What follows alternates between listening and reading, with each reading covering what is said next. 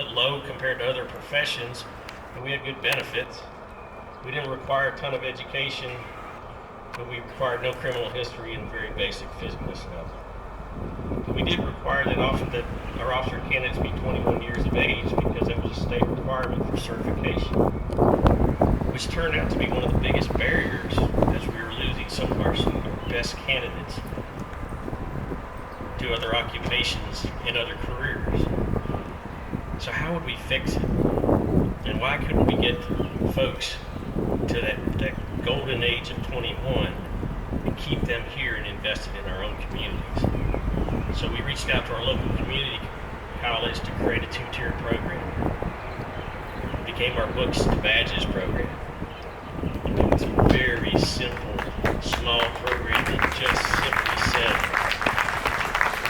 we, the law enforcement communities, and this group, in our dialogue on race, wanted to find a mechanism to take a high school senior, give them 2 years of college, hopefully in a criminal justice field, introduce them as mentors to those students, to our occupation, and hope that we could recruit from that group.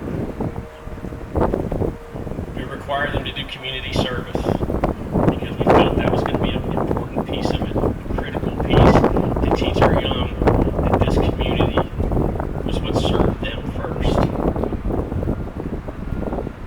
We went out to the community, and as I can see, one of our greatest benefactors actually sitting in the crowd, who helped us with the seed money to start this tiny little program. And something amazing happened. And this came out of this group, out of this little piece of this puzzle. The more we talked about educating folks in Montgomery County, the more people said we need to educate everybody in Montgomery County. And the ACE program came about.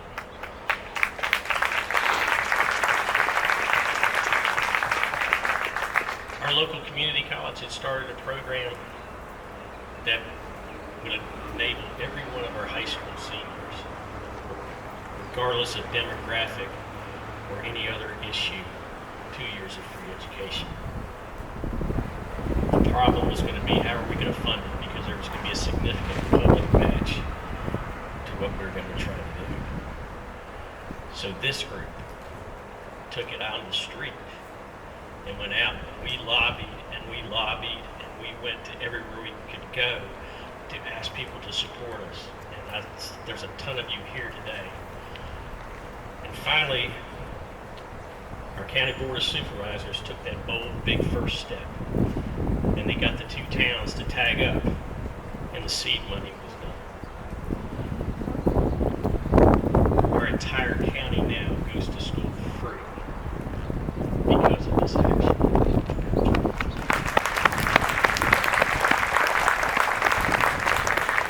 So it told us that this was the fruit at the end of this journey, that we, with this one small ripple in the pond, one small conversation in a heated basement where we talked about all kinds of things, we came up with a change. And through that little tiny change, it became a huge wave of progress. So what I'd like to finish up today is that the dialogue on race for us has been much more than a conversation. It's become a platform for an amazing network of partnerships. The partnerships that make this community a model for others to mirror. Thank you.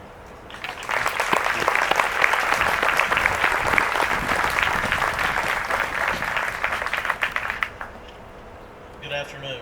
Good afternoon. We live in the finest community in the Commonwealth of Virginia, the New River Valley. You guys agree with that? I'm proud to stand here today as a proud member of law enforcement with the men that stand behind me, because I know that these law enforcement leaders are men of integrity, and we hire men and women of integrity because we know that we cannot expect our public to trust us if we're not doing things the right way.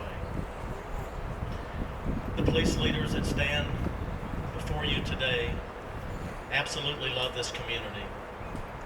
We have worked very hard to change the culture in the New River Valley. We have always stated in our meetings with Dr. Reed that tough times are going to come upon communities. We know that. It's a turbulent world we live in. We're going to have tough times. But our philosophy has always been, if you build the culture and build the relationships, which we have done, we will make it through in the New River Valley. We have worked alongside minority leaders, not just today. We don't stand united today in front of this community. We have stood united for the past 10 years. The New River Valley, we are so far ahead of other regions in this Commonwealth because we took the initiative. These police chiefs and the sheriff said we're willing to sit at the table because we know we need change in our community. I'm proud to serve not just with these men and women that serve this community, but also with their minority leaders. We've learned a lot from one another. As Penny has stated many times, there's days that we need to have tough conversation. And they're not easy. It's not easy for us, it's not easy for our minority community, but we've got to have those because we have to work together to continue to advance our community. Our message is simple today. Let's work together as a community to overcome the turbulent time that we're having in our nation. We've done it many times before in the New River Valley.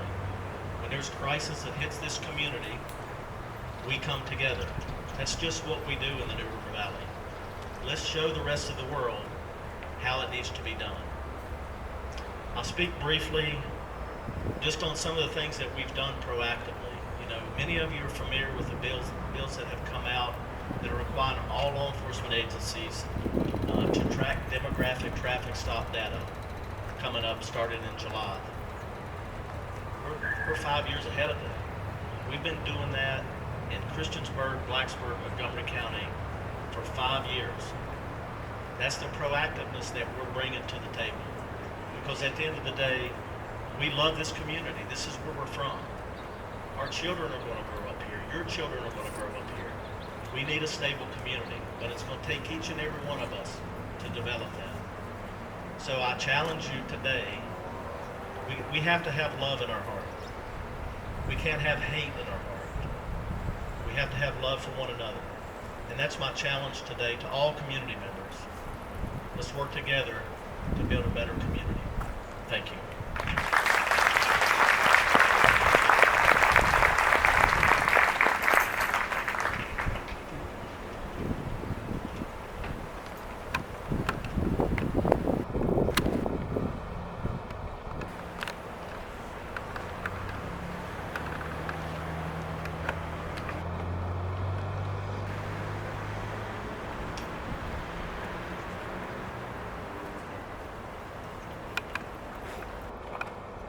Good afternoon, everyone. I'm Sheriff Parker.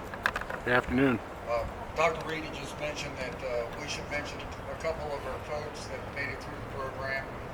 I tried to bring one through Books to Badges. I tried to bring one of the deputies with me today, but I had forgotten I had given him another assignment. He didn't make his boss mad, so he said, "Sheriff, I think I better take care of this." His name is Kendall. And Kendall is a young African American whose mother has worked at Hardee's in Christiansburg for a long time. She goes to work every morning at 3:30. Her goal was to put Kendall through college, and she did that.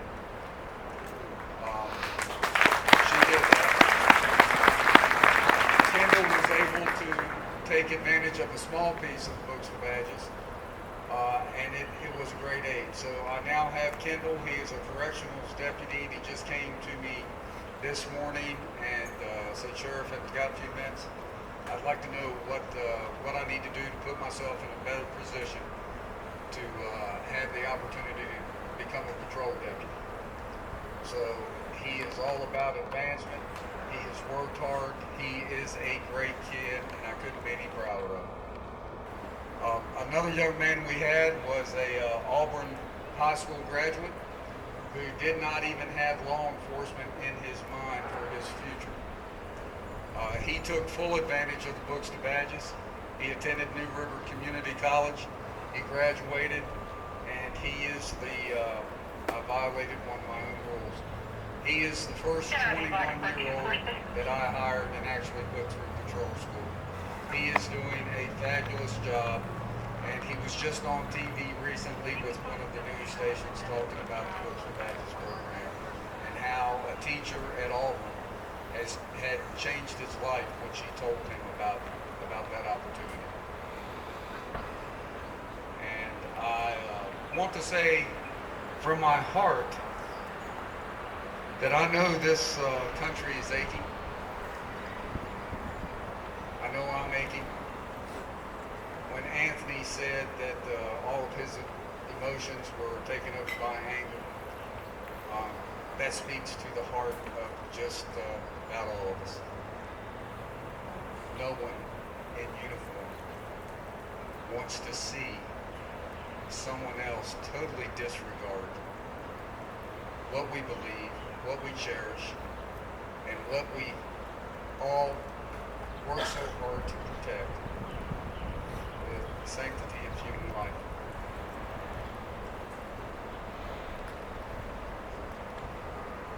It is a very hard time. But I've got to tell you what happened yesterday, and it happened right here. I'm estimating 450 people that marched from College Avenue to this point right here, and eventually ended up in front of the police department behind me. And I don't know how many miles we walked on Virginia Tech's campus yesterday, but my legs are still sore. It was a very peaceful protest. Everything went like clockwork. And several people, as I was walking in the rear, mentioned throughout the march, thank you for keeping us all safe. And of course, the obvious questions, what do you think about what's going on? And my standard answer today is just like it was yesterday. Just imagine what Virginia Tech and the town of Blacksburg, town of Christiansburg in Montgomery County could do with that protest yesterday when we say to the rest of the country, this is how we do it here in the New River Valley. This is how it should be done. There is no violence. Everyone's on the same page. And we do that better than anybody here. And as your sheriff, and along with my brothers and police chiefs, and all of our law enforcement, we are hand in hand in just about everything we do. And I can never imagine, and I pray every day, that we never experience anything like this. Thank you.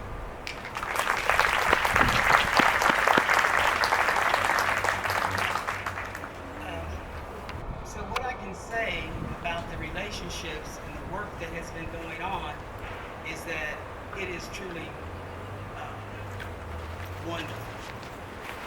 It may not be where everybody thinks it should be, but the conversation about what's going on in Montgomery County and how it needs to be improved has been absolutely wonderful. The relationships I have built with these guys, I never even thought about it before. But I know how powerful that relationship is now. Chief Sessions used to say, she's out to get me when this work first started. And I used to have to tell him, I'm not out to get you, I just need you to do the right things. Right? And that is happening. And they know if it doesn't happen, I'm here, okay?